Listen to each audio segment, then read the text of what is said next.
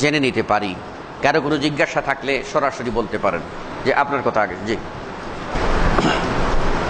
এটা যেহেতু কাকড়া,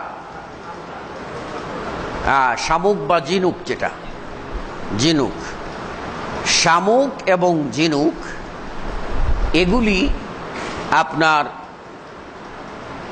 জলচর প্রাণী, আর এইগুলি আপনার যে নিষেধাজ্ঞা রয়েছে এই হিংসাত্মক, আক্রমণাত্মক, ক্ষতিকারক ইত্যাদির মধ্যে সরাসরি পড়ে না।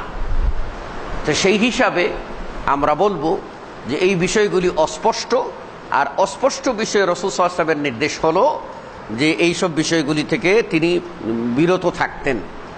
কাজে আমরাও এইসবগুলি থেকে বিরত থাকবো। আল্লাহু আ'লাম।